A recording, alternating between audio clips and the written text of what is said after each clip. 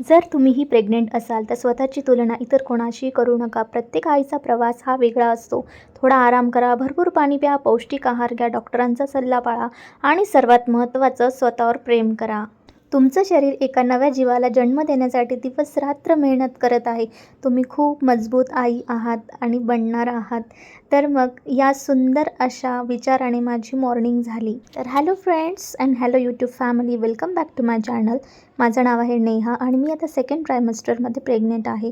आज विचार केला, म्हटलं चला आपण आपलं प्रेग्नन्सी रुटीनसुद्धा शेअर केलं पाहिजे. जसं की बरेच जण करतात, मीही मोटिवेट झाले आणि म्हटलं चला आपल्या या प्रवासामध्ये आपल्या यूट्यूब फॅमिलीला पण सामील करूया. तर मग इथं माझी ऑलरेडी मॉर्निंगची रुटीन स्टार्ट होऊन गेलेली, म्हणजे माझे हस्बंड गेलेले ऑफिस, मुलगी गेलेली स्कूल. त्यांचं सगळं करून त्याच्यानंतर मी झोपून घेतलं होतं. तर कारण सेकंड ट्रायमेस्टर लागल्यापासून थोडं अंग जास्त दुखत आहे आणि होतं काय की रात्रीची झोप ही काणी ती काणी असं करत करत चाललेली, तर बॉडी पेन प्रचंड वाढलेलं आणि मुलीला पण रात्री थोडंसं बरं नव्हतं. त्याच्यामुळे रात्री माझीही झोप झाली नाही, अशी होतच नाही.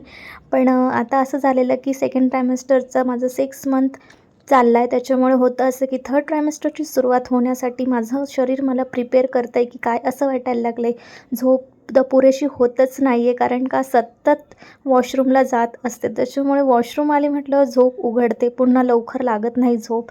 आणि हे तुमच्यासोबत मी शेअर करते. माझं काही वॉल कॉर्नर मी डिझाईन केलेलं आहे, जे की मला उठल्या उठल्या तिकडं माझं लक्ष जातं आणि मला खूप सारं मोटिवेशननी माझी दिवसाची सुरुवात होते. जर कोणी नवीन यूट्यूब फॅमिलीमध्ये जॉईन झालं असेल तर त्यांना सांगते की माझं नाव नेहा आहे आणि मला 6.5 वर्षांची मोठी मुलगी आहे आणि आता मी सेकंड टाईम प्रेग्नेंट आहे. त्याच्यामुळे होतं काय की सगळं काही सकाळचं आवरून झाल्यानंतरच मग माझं स्वतःला मी वेळ देत असते. आणि आता होतं असं की सेकंड ट्रायमेस्टर पण जवळजवळ एंड होण्यात आल्या असल्यामुळे बॉडीमध्ये पण खूप सारे चेंजेस होतात. त्याच्यामुळे ना खूप चॅलेंजिंग हे ट्रायमेस्टर होऊन जातं आणि त्यात घरातलं सगळं करा, हजबंडचं करा, त्यात पुन्हा माझ्या गोंडस माझ्या मोठ्या मुलीचं सगळं करा. तिलाही तिची प्रायोरिटी, तिला तिचा वेळ मला द्यावा लागतो. त्याच्यामुळे सर्व गोष्टींमध्ये मला दुपारची झोप नाही मिळत आणि रात्र पण जागरण होतं. त्याच्यामुळे इतकं हेडेक होत होतं की मी 1 तास सकाळी पुन्हा झोपून घेतल्यावर माझं आता मॉर्निंग 10 वाजता झाली ॲक्च्युली.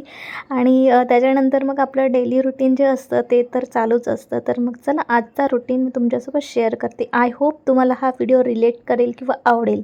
तसा माझा दिवस लवकरच सुरू होतो. उठल्यावर मी सर्वात आधी देवाचे आभार मानते की माझ्या पोटात वाढणाऱ्या बाळासाठी आणखी एक सुंदर दिवस मिळाला. तर आणि फ्रेंड्स, मी गर्भसंस्कार करण्याची माझी खूप इच्छा होती, पण होतं काय की टाईमच नाही काढता आला. त्यामुळे मग मी जसं की इंटरनेटवर सगळ्या काही गोष्टी बघून अफर्मेशन वगैरे ह्या सगळ्या काही गोष्टी मी माझ्या बाळाला देण्याचा खूप प्रयत्न करत असते. खूप वेळात वेळ काढून प्रयत्न करत असते. जे पण कोणी सेकंड टाईम मॉम असाल ते ह्या गोष्टी नक्कीच रिलेट करू शकतात की खरंच सगळं काही घरातलं आणि त्यात जर पहिलं मूल असेल तर बिलकुल टाईम मिळत नाही.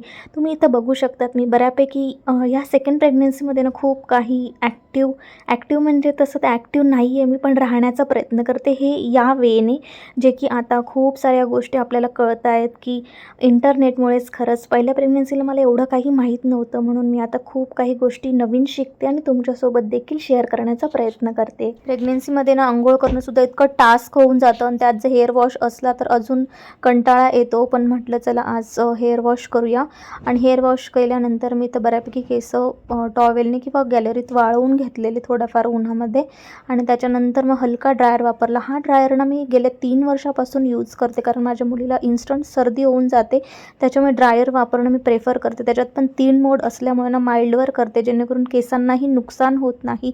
ऑलरेडी माझी नॉर्मल फ्रीझी हेअर आहे, त्याच्यामुळे मी गोष्ट खूप लक्षात घेते आणि सिरम न चुकता लावते. आणि प्रेग्नन्सीमध्ये ना जास्त स्किन केअर प्रॉडक्ट्स किंवा हे आपलं केमिकली प्रॉडक्ट्स आपण नाही यूज करत. डॉक्टर पण सजेस्ट नाही करत, कारण प्रेग्नन्सी आपली खूप नाजूक आणि खूप सेन्सिटिव्ह गोष्ट होऊन जाते. त्याच्यामुळे ह्या गोष्टी शक्यतो अवॉइड करायच्या. असं पण आपण प्रेग्नन्सीमध्ये काय घरातच असतो, त्याच्यामुळे बऱ्याच गोष्टी नाही लावल्या तरीसुद्धा चालतं.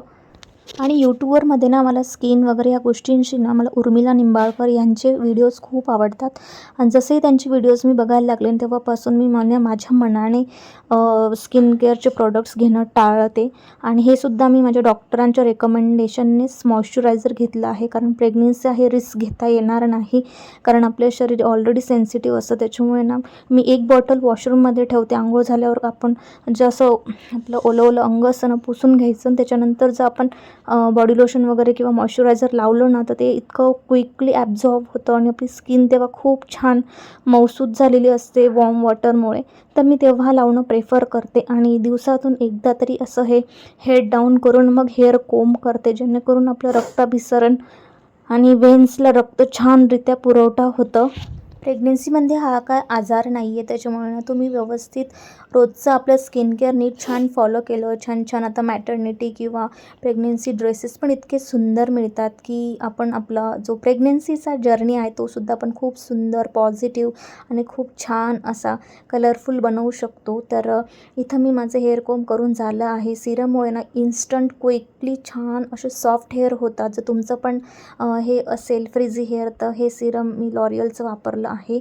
आणि बस मी फेसला फक्त मॉइश्चरायझर अंघोळीनंतर थोडा वेळ झाला की मग मी इथं ॲलोवेरा जेल लावते. माझं पॉन्ड्सचं पण जे आहे ना लाईट जेल ते खूप सुंदर आहे. माझी कॉम्बिनेशन स्किन असल्यामुळे ना हे मला खूप छान सूट होतं आणि त्याच्यात खूप सारं म्हणजे वॉटरी बेस आहे, त्याच्यामुळे चिपचिप होत नाही किंवा मग खूप छान होतं. आणि तुमचं पण इथं मानेला आता काळपटपणा येतो आहे का, ते खूप नॉर्मल आहे, कारण प्रेग्नन्सीमध्ये आपले हार्मोन्स वर खाली होत असतात, त्यामुळे खूप काही काळजी करण्याची गोष्ट नाही. हेही दिवस निघून जातात.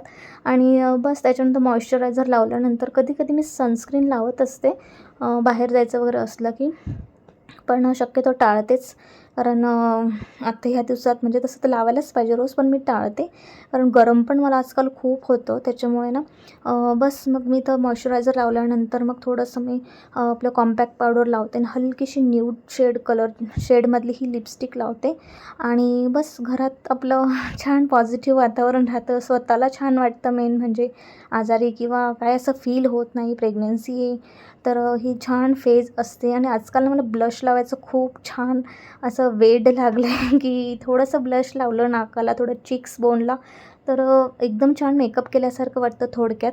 तर आणि याच्यानंतर ना मला ॲक्च्युली रील शूट करायच्या होत्या. मी इंस्टाग्रामवर पण आहे, खूप छान रील्सला रिस्पॉन्स भेटतो. जर तुम्ही पण इंस्टाग्रामवर असाल तर मला नक्की फॉलो करा, मला आवडेल आणि तुम्हालासुद्धा माझ्या रील्स खूप आवडतील. आणि बस इथं आपलं नॉर्मल सिंदूर लावून घेते आणि बस माझा लुक छान इथं क्रिएट झालेला आहे. आणि मला ना थोडं इचिंगचा प्रॉब्लेम होत असल्यामुळे ना मी हातात गळ्यात सध्या सगळं घालणं टाळते. साखळ्या म्हणजे पैंजणसुद्धा काढून ठेवलेले आहेत, तुम्ही बघू शकतात. आणि बस इथं माझा नॉर्मल डेली रुटीनचा हा लुक तयार होतो.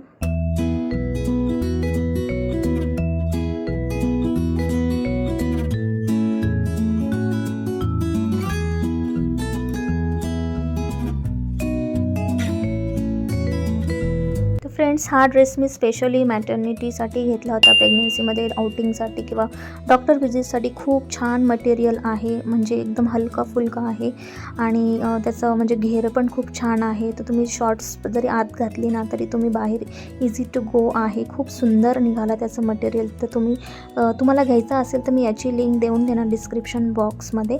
आणि ऑलरेडी ब्लॉग खूप मोठा झाला आहे, त्याच्यामुळे त्याचा नेक्स्ट पार्ट मी कंटिन्यू करेल.